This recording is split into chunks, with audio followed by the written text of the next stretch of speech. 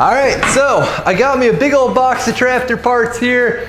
And the reason for that is because today we're gonna try to get the old backhoe fired up. Been sitting for at least 5 years. Since I have my priorities completely in line, we are gonna try to remove this old crappy steering wheel first, which sounds random, but anytime you touch this thing at all, like even for just a second, you get really covered, your hands doing this black, broken down rubber mess. And ain't nobody got time for that. The smell of broken machinery. I think if I remember right, I bought this, I impulse bought it for one job when I was doing the steering gearbox in the shop truck, but that's not really gonna fit on here unless I remove and destroy this little chrome thing underneath this wheel, which I prefer not to.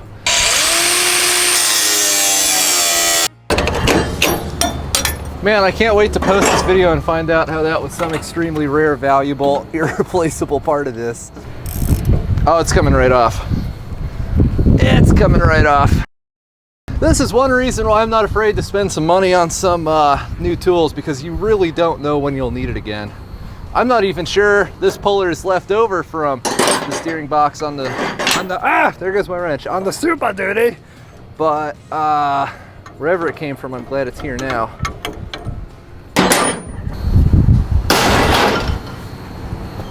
That was a satisfying crash. Generally, I find I have the most success on mechanical projects when I manage to work on everything except whatever's keeping them to work.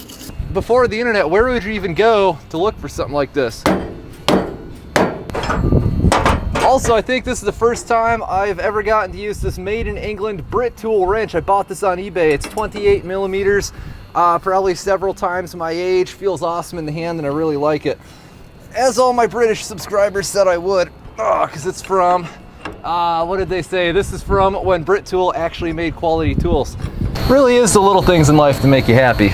All right, so we're gonna start off by putting in these new spark plugs. I have no idea how the heck a distributor like this really works. I've only changed points out once on my old International. Man, there is something to be said for being able to go out, buy a new car, and not have to mess with the ignition on it for hundreds of thousands of miles. Oh boy. All right, well, nothing to it but to do it, I guess. All right, let's see what happens here.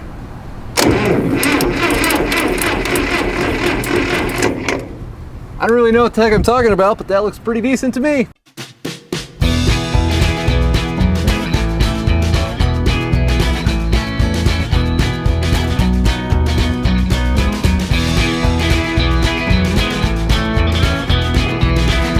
Oh man, don't you wish whatever you drove the fuel system in it looked like that?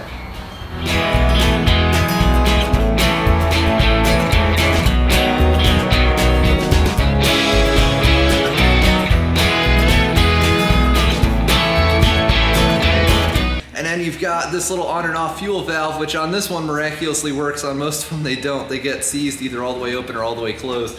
So we're gonna be getting rid of that and replacing it with this stuff. This is a disposable inline plastic fuel filter. These things are really cheap. I bought a whole bunch of them on Amazon for like $4 or $5 a piece or something. And essentially the advantage over these is they don't leak. They're a sealed unit. Once a year or whatever, you know, you just unscrew a couple hose clamps, rip this out, throw it away, jam in another one, stick the hose clamps back on. One and done. There's no cleaning. There's nothing that can really leak there if you tighten down the hose clamps. And they just don't really wear out. Now for the fuel on and off portion, I'm gonna be using this. This is just, I made a trip to the old homeless death spot here recently. This is just a brass pipe nipple made in USA, I'll add. I was pleasantly surprised to see that. Going into an Italian ball valve, and then we got this little hose barb on here. So this is gonna go up into the bottom of the fuel tank. If you're letting the tractor sit for a while, you know, you just, now it's off. You turn this off, and then this is where our fuel line begins. It goes straight into the side of our freshly cleaned carburetor. So I'm gonna dig out some Loctite so that we don't have to worry about these threads leaking, because ain't nobody got time for screwing around with gas leaking out between fittings. And we're gonna get this on here and try to get this stuff back together so that ultrasonic cleaner works. I don't have any type of special fancy pipe wrench, and I don't wanna scratch the daylights out of this. So good old channel locks and a shop rag. Oh, yeah, this actually gets a little bit warmer every cycle it runs.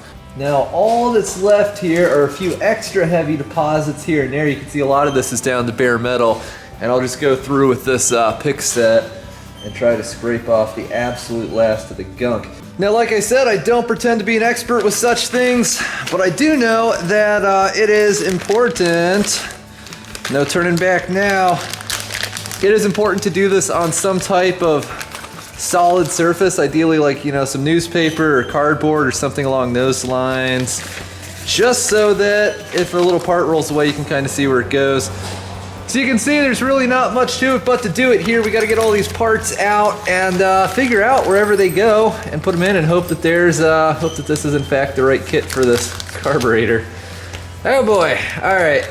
Now, when someone would say they're rebuilding a carburetor, you know, first, for me at least, the first thing I would think of is, man, that sounds really complicated. I bet that requires a lot of in-depth skills and probably some special tools and whatnot.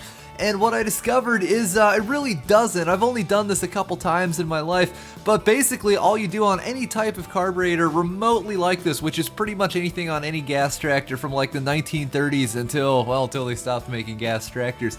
Basically all you do is you separate the upper and lower half of this thing, you take your kit and anything that's in the kit you find on the carburetor and remove it, so all sorts of hardware comes out, springs, needles, jets, all this simple stuff, just a couple screwdrivers and some small sockets. Then you clean it by whatever means you want to. As y'all saw, I used the ultrasonic cleaner with some vinegar, and then basically you just screw in the new parts, and that's pretty much all there is to it. Now, you know, like Henry Ford once said, whether you think you can, you think you can't, you're probably right. And I've found it's just not all that hard. If you have an old tractor and it doesn't want to idle right or it doesn't want to run right or something, and you think this is something that could help it, I would definitely recommend trying that out, because like I said, it's really, really nothing to be afraid of.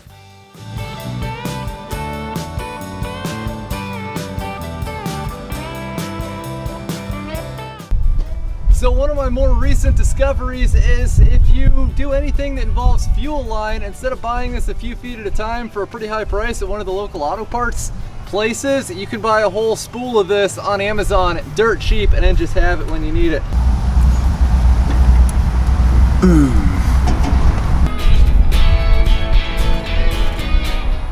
Valves open.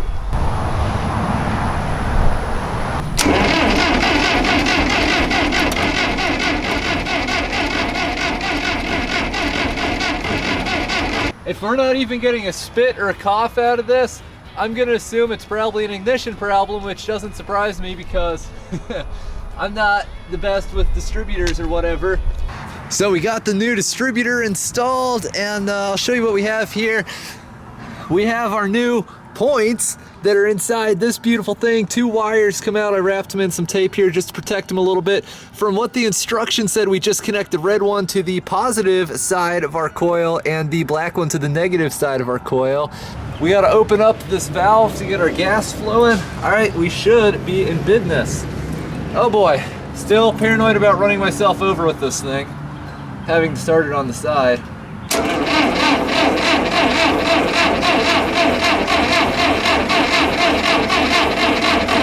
It sounds like it wants to. Yeah, you're in frame. All right, everybody. Mechanic Steven Cox out here. We got him. We got some starter in fluid. And, hell, what's the worst that could happen?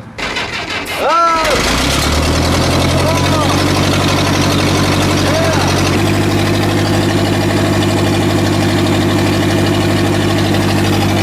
Yeah, that part kind of worries me a little bit.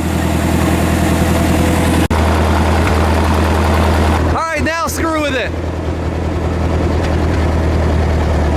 Hey!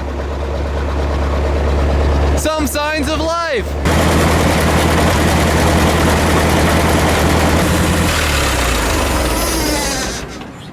Nice! When I first sprayed that fluid in, got that first little crank to go over, then sprayed a little bit more, man, it fired right up. It's like every single time I do that as a mechanic, it's always like this, I feel like a little kid. That's awesome. It's like, you know, when you go into like Toys R Us when you're a kid, you get like, your mom tells you like, you can get $20 whatever you want.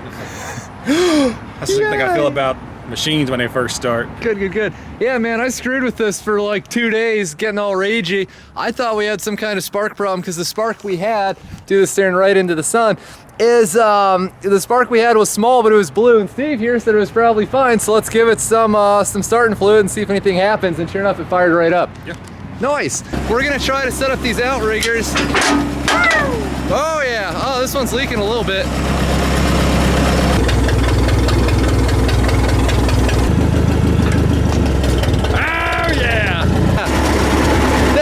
Other way. Incapable of the simplest stuff, Steve. No, don't put your butt there. Ah.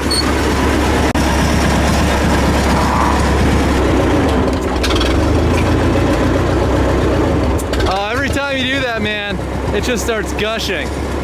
Whatever that is, that's where the hole is. Loads and loads and loads of fluid now. Okay. All right, yeah, let's not screw with that one. Let's stick to the others. Whoa! Hey!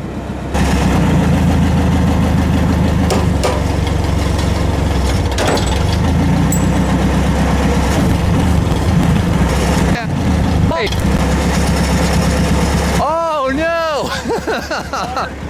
Oh, it's just water? Yeah. All right.